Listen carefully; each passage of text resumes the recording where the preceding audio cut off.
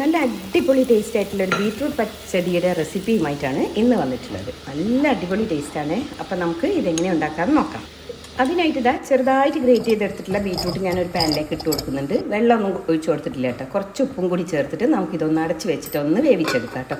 Medium ഫ്ലെയിമിൽ വെച്ച് കൊടുത്താൽ മതി. അത് വെന്ത് വരുമ്പോഴത്തേക്കും തേങ്ങയിലേക്ക് ഇഞ്ചി, വെളുത്തുള്ളി, പച്ചമുളക്, ചെറിയ ഉള്ളി, അതുപോലെ തന്നെ കുറച്ച് പെരിഞ്ചീരകം, കുറച്ച് കടുകും കൂടി ചേർത്ത് നമുക്ക് നന്നായിട്ട് തന്നെ അരച്ചെടുക്കാം. ഇപ്പോൾ തന്നെ നമ്മുടെ ബീറ്റ്റൂട്ട് നന്നായിട്ട് തന്നെ വെന്ത് വന്നിട്ടുണ്ട്. അതിലേക്ക് നമ്മളുടെ ഈ ഒരു അരപ്പ് ചേർത്ത് കൊടുത്തിട്ട് ഒന്നങ്ങ് തിള വരുന്നത് വെയിറ്റ് ചെയ്യാം കേട്ടോ. ഒട്ടും തന്നെ വെള്ളം ചേർക്കരുത് കേട്ടോ, അധികമൊന്നും. കാരണം എന്താ വെച്ചാൽ പച്ചടിയിൽ വെള്ളം ഉണ്ടാകുമ്പോൾ ഒരു ടേസ്റ്റ് ഉണ്ടാവില്ല.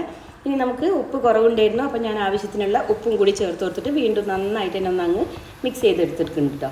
ഇനിയിപ്പോൾ അത് നന്നായിട്ട് തന്നെ തിളച്ച് വരുന്നുണ്ട്. ഈ ഒരു സമയത്ത് അരക്കപ്പ് അളവിൽ തൈര്, ഒട്ടും തന്നെ പുളിയില്ലാത്ത നല്ല തൈര് ഞാൻ അതിലേക്ക് ചേർത്ത് കൊടുക്കുന്നുണ്ട്. തൈര് ചേർത്ത് കൊടുത്തതിന് ശേഷം തിളപ്പിച്ചെടുക്കരുത് കേട്ടോ. ജസ്റ്റ് ഒന്ന് പുക വരുന്നവരെ ഇളക്കി കൊടുത്താൽ മതി. എന്നിട്ട് നമുക്ക് ഫ്ലെയിം ഓഫ് ചെയ്യാം കേട്ടോ. ഇനിയിപ്പോൾ എല്ലാം കൂടി നന്നായിട്ട് തന്നെ ഒന്ന് അങ്ങ് മിക്സ് ചെയ്തെടുക്കാം. ഞാനിപ്പോൾ ഫ്ലെയിം ഓഫ് ചെയ്തിട്ടുണ്ട്. തൈര് ചേർത്ത് കൊടുത്തിട്ട് നമുക്ക് തിളപ്പിച്ചെടുക്കാൻ പറ്റില്ല, അതുകൊണ്ട് ഫ്ലെയിം ഓഫ് ചെയ്തിട്ടുണ്ട്. ഇപ്പോൾ ദാ നമ്മുടെ ബീറ്റ്റൂട്ട് പച്ചടി റെഡി ആയിട്ടുണ്ട്. ഇനി നമുക്കിതിൽ കടുകും കറിവേപ്പിലയും അതുപോലെ തന്നെ വറ്റൽ മുളകും കൂടി ചേർത്ത് ഒന്നങ്ങ് തളിച്ചെടുക്കാം കേട്ടോ. നല്ല അടിപൊളി ടേസ്റ്റാണ്. ഒരാഴ്ചയൊക്കെ നമുക്ക് ഫ്രിഡ്ജിൽ കേടാവാതെ സൂക്ഷിച്ച് വെക്കാനും പറ്റും. ട്രൈ ചെയ്ത് നോക്കുക. വീഡിയോ ഇഷ്ടമായിട്ടുണ്ടെങ്കിൽ ലൈക്ക് ചെയ്യാനും ചാനൽ സപ്പോർട്ട് ചെയ്യാനും മറന്നു പോയത്. Thank you for watching.